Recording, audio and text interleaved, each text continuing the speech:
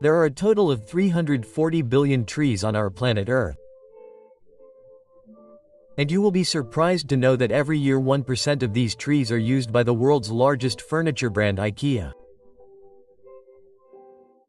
30 billion trees annually and 963 trees every second are used in IKEA furniture.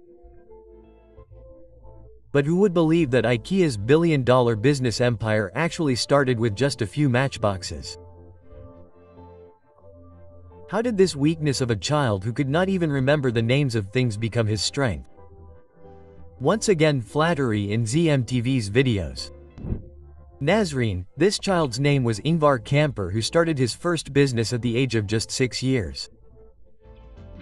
His family saw that this child was very different from others and he had the ability to do business. His grandmother gave him 88 Swedish cents with which Ingvar bought 100 matchboxes. To encourage him, his first customer was also his grandmother, who bought a matchbox from Ingvar for 3 cents. People in the neighborhood also bought matchboxes from him, and thus his first investment grew 3 times to 3 Swedish krona. It was not much, but this experience created a passion in Ingvar to buy things at a low price and sell them for more money. In his growing age, when children are busy with their own things, Ingvar sold various household items, and every time he doubled and tripled his investment and did not waste money but invested the profit back. When he was sent to school, he was found to have symptoms of a strange disease. In this disease called dyslexia, there is difficulty in reading and remembering. Apart from studies, Ingvar also kept his shop running in school. He used to sell things like pens, watches and belts to his classmates. He even earned the first big profit of his life by selling 500 pesos in school. When Ingvar completed his graduation at the age of 17, his father gave him money as a gift to register a trading company. This company, which was registered in 1943, was named IKEA. In this name, I and K represent Ingvar Kamper. The letter E was taken from Emret, which was the name of the family farm, and the last A represents August, which was the name of Ingvar's village. It was just a virtual trading company without a shop or office, whose main focus was on delivery. In it, Ingvar started selling the same items that he had been selling since childhood. There was just a small kiosk-like shed in which he used to pack the orders. But who knew that the business starting from a small kiosk would one day become a billion-dollar empire? In the early days of IKEA, Ingvar started importing and selling pens, wallets and various items. At the age of 17, his work was going well. But all these products were also available in other physical stores. This means that someone will buy them on mail order only if either the price is low or there is a new product. To find a solution to this problem, he started doing market research. He made a list of those products which are manufactured at a low price but are sold at a higher price. He could not understand that when a pen is manufactured at 1 Swedish cent, why do grocery stores sell it for 10 cents? At the age when boys want to be independent, Ingvar was engaged in deep market research. He concluded that products are manufactured at a low price in the factory, but the real problem was at the distribution end. The product becomes expensive when it comes from the factory to the grocery store. The only solution for Ingvar to succeed in market competition was to save money in distribution and transportation, which requires a lot of planning and hard work. Till now he had not included furniture in his catalog. But in 1948, after World War II, the Swedish government started building a lot of new houses. The demand for cheap furniture to furnish these new houses also increased. This was a great opportunity for Ingvar to include furniture in his product catalog. Slowly and gradually the sales of his furniture surpassed other products. He started buying cheap furniture from local manufacturers and selling it at a profit. As you know, Ingvar had a disease called dyslexia.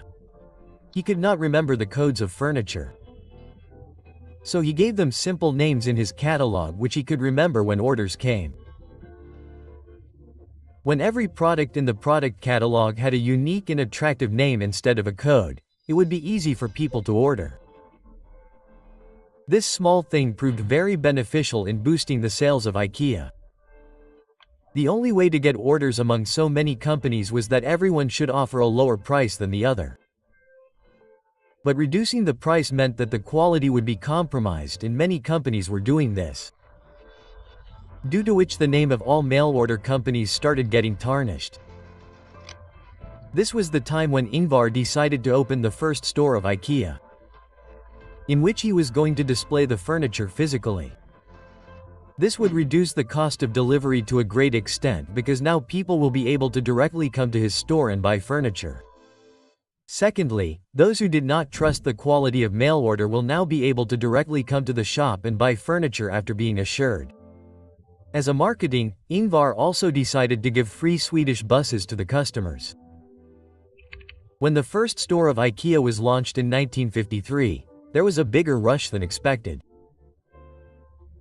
Around 1,000 people lined up outside the store because furnishing the houses given by the Swedish government had become a necessity for everyone. This strategy of Ingvar was working. He used to mail the catalog to people, but due to the physical store, customers would come directly to the shop. This was the first mail order company to have a physical store. Ingvar also built a pool next to his store, due to which IKEA became a tourist spot in the town. People would go out for outings and also buy something at the same time. IKEA was rapidly climbing the ladder of success. But Ingvar did not know that other retail furniture stores would become a big obstacle in its path. In 1950, IKEA was growing very fast and the Swedish furniture dealers could not digest this. Its opponents were still using the old mail order model. Therefore, they could not compete with IKEA's cheap prices. Furniture dealers tried every possible way to stop IKEA. First, a ban was imposed on selling IKEA in trade fairs because whenever there was a fair, there was the most rush at the IKEA stall, and this was happening because the other stalls only sold catalogs. On the other hand, real furniture could also be seen at the IKEA stall. Then the dealers also imposed restrictions on the prices written in the catalog because the lowest price was of IKEA. This time IKEA organized its own trade fair in which there was no one to stop it. In response to this, the dealers threatened IKEA's suppliers that if they sold furniture to IKEA, they would stop buying from them. The suppliers stopped supplying to IKEA out of fear. This was a direct attack on Ingvar, which also affected IKEA's sales a lot. But then Ingvar found a way that the suppliers were forced to supply furniture to IKEA. Where other retailers used to pay the suppliers in 3 months, IKEA announced that it would pay in just 10 days.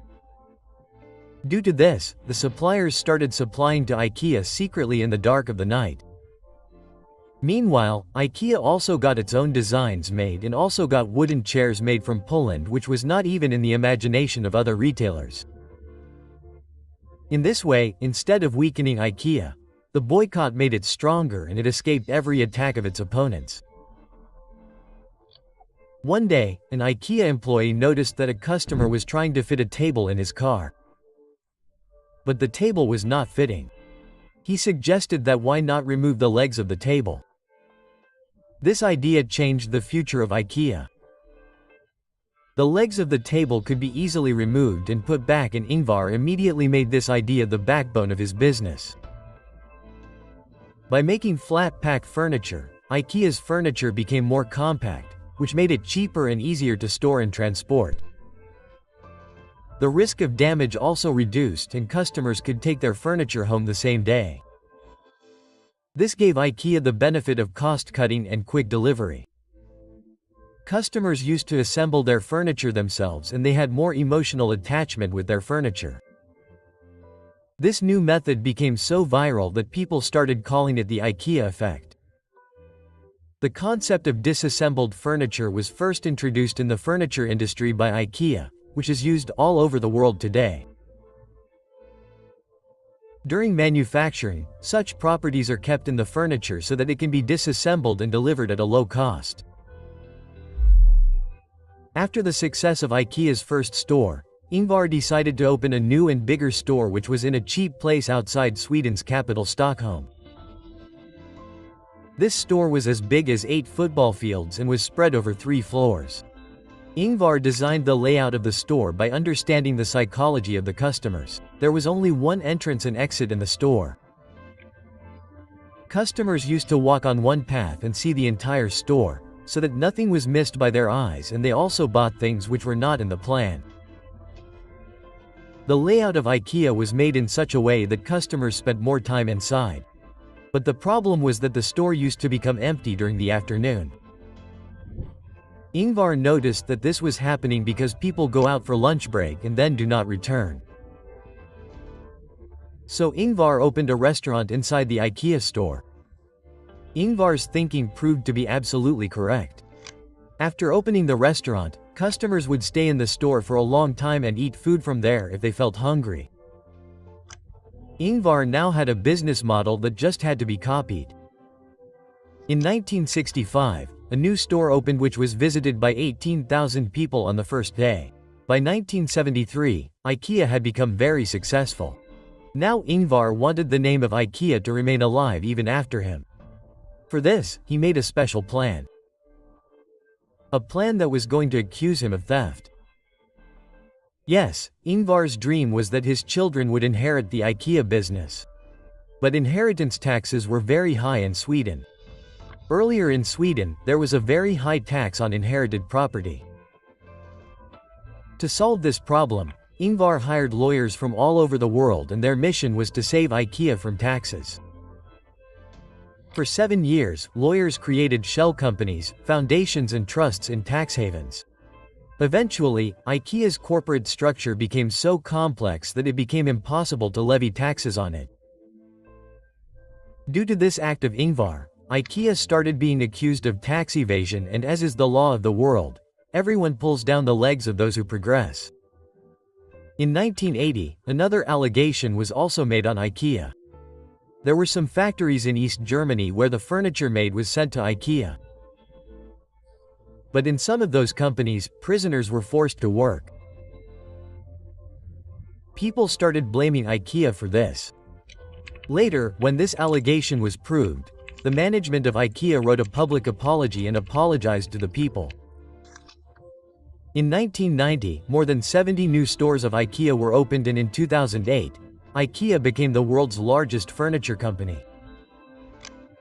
In 2018, Ingvar Kamprad left the world at the age of 91 years. Today IKEA has 473 stores across the world, and more than 2,000 new products are launched every year. The special thing about these products is that even today every product is given Swedish words, which was started by Ingvar Kamprad due to his dyslexia disease.